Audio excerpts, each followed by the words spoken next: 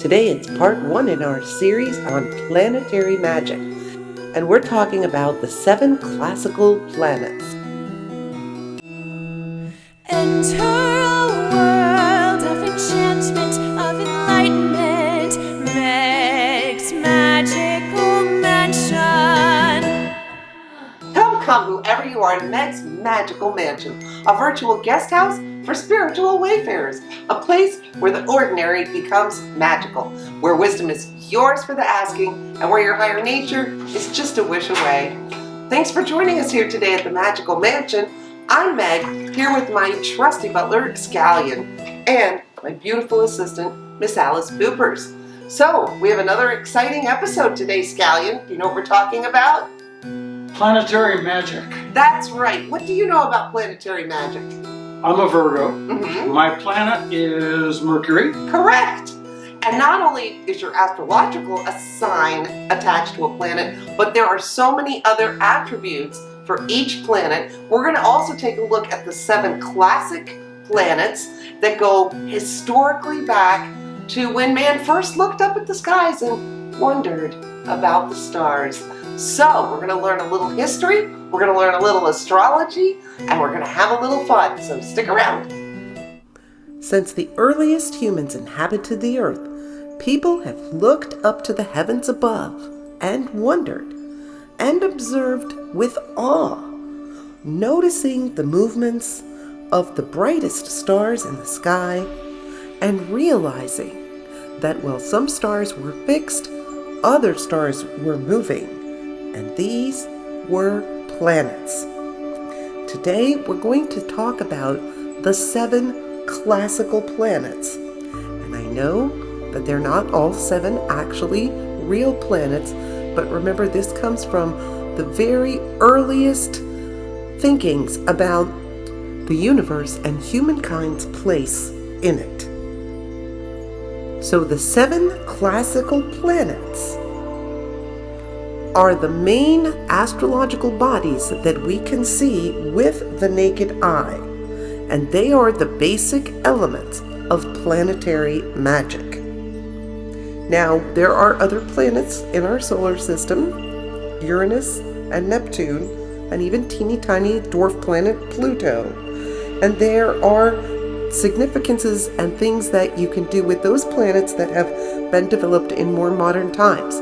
But today we're going to focus on the original classic 7 planets. I know, they're not all planets. But one of the most powerful aspects of creating magic with the 7 classical planets is the sheer ancientness of these planets in our common human experience. Think back to the Sumerians in ancient Mesopotamia, and think how they noticed and studied the heavens. They had the first alphabet, so they were some of the first people to write down what they were seeing and observing, as did the ancient Babylonians.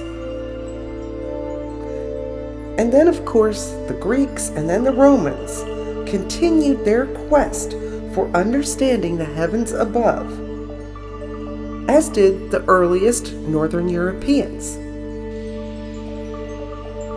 Native cultures in both North and South America have stories and legends that explain the activities they noticed in the skies around them. All throughout human history, we have looked up and felt the power and majesty of the planets and the celestial bodies around us. And today, we're going to take a brief look at the 7 classical planets and their magical significances. Planetary magic is a wonderful bridge between people who work with natural magic and people who enjoy ceremonial and high magic.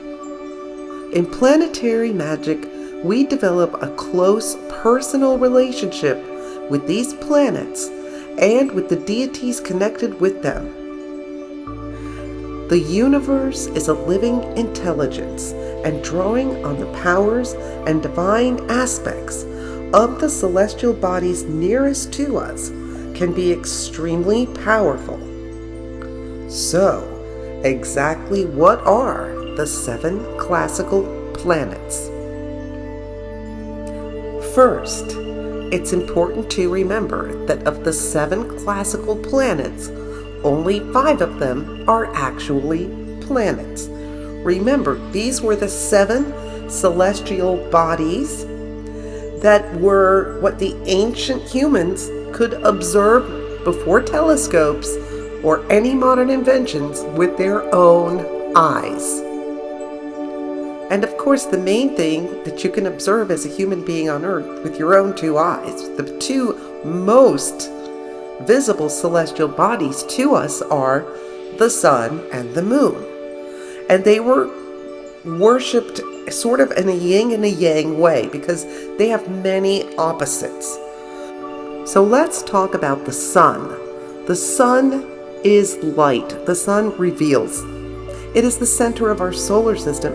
It is the giver of life.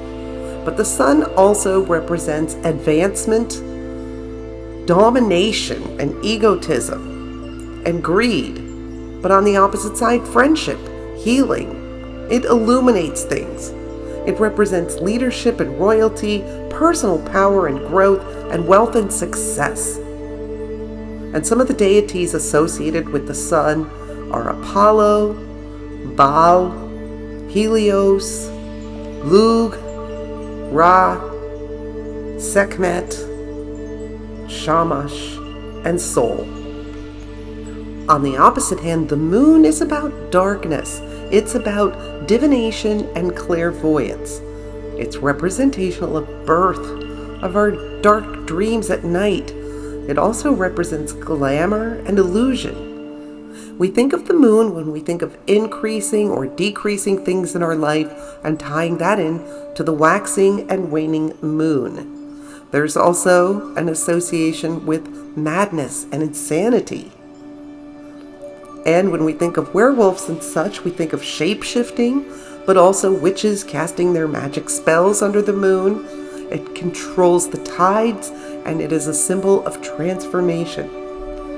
And some of the deities for the moon are Artemis, Bendis, Diana, Hecate, Isis, Luna, Selene, and Thoth. And take a look at some of these other correspondences for the sun and the moon. I'm going to put these up side by side so you can really see there's quite a lot of opposites here.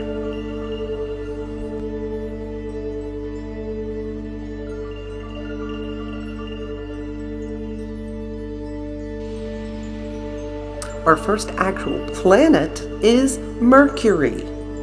And Mercury is very representational of energy, action, and confidence, clear thinking and reasoning.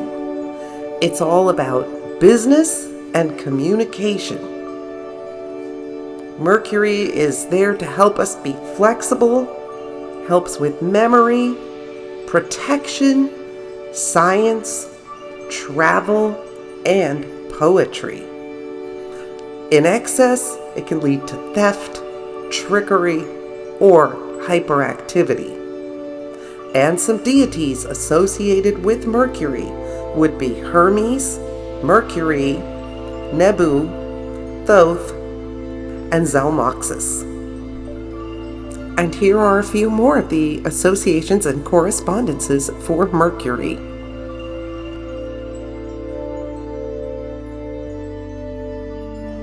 Our next stop is at the beautiful Venus.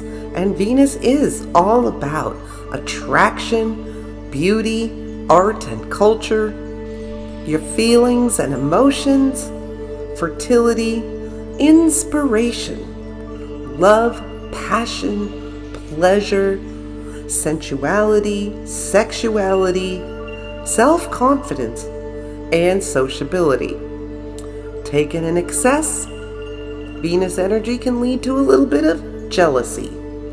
And some of the deities associated with Venus are Aphrodite, Hathor, Inanna, Ashtar, Astarte, Lucifer, and Venus. And here are a few more fun facts for Venus.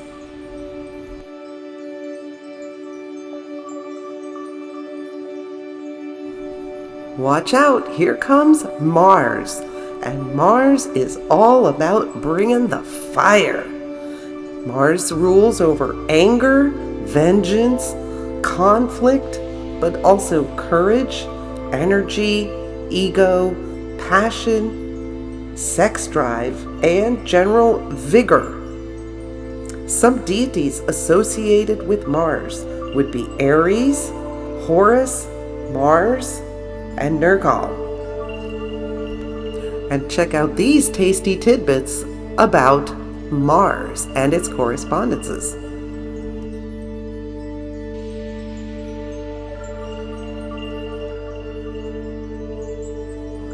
All right, it's the big guy, Jupiter.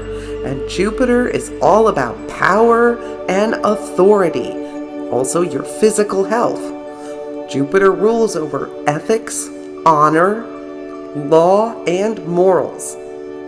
Also devotion, expansion, fortune and wealth, responsibility, and truth. Also rulership, but taken too far, could lead to tyranny. Some deities associated with Jupiter: Amun, Fortuna, Jupiter, Marduk, and Zeus. And here's a little bit more for you about the correspondences for Jupiter.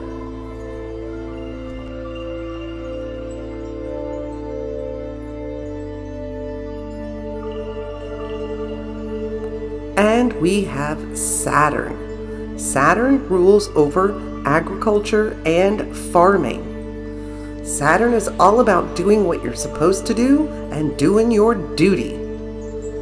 It's about having equilibrium and balance.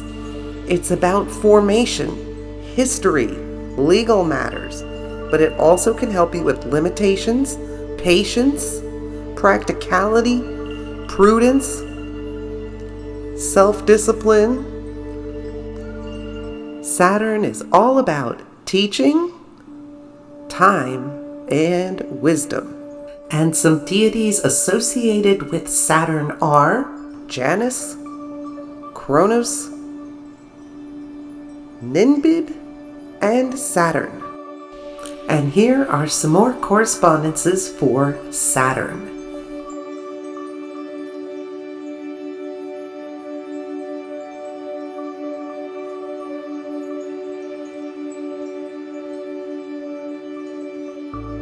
Now, these planetary deities are really tied into the old Roman deities, especially the planets. Mercury, Venus, Mars, Jupiter, and Saturn are part of the whole extended family of Roman gods, because Uranus is a great granddaddy. He had a son named Saturn, also a daughter named Venus, and Saturn had 3 kids: Jupiter, Neptune, and Pluto. And Jupiter is the daddy of Mercury and Mars. So even as planets were discovered further out, you could see they kept with this tradition of naming them after these Roman gods. However, the sun and the moon, Sol and Luna, are much more tied in with the idea of a brother and sister, and the Greek titans, Hyperion and Thea. But it's very important to remember that historically, the Roman gods and goddesses were derived from the Greek pantheon. And the Greek pantheon was highly influenced by ancient Babylonian religion and culture. So the 7 classical planets can truly be seen as Greco-Roman, although the concept does go back to ancient Babylonia and even further. There are 2 really huge benefits to working with these planets and their deities. One is you receive energy directly from the deity you're working with and the planet you are working with. Like a shot in the arm, like a zzz, here's your energy. And number 2, it's very helpful to strive towards the qualities the positive qualities that these deities and planets represent to us. By trying to be more like them, by trying to aspire to their greatness, we elevate ourselves.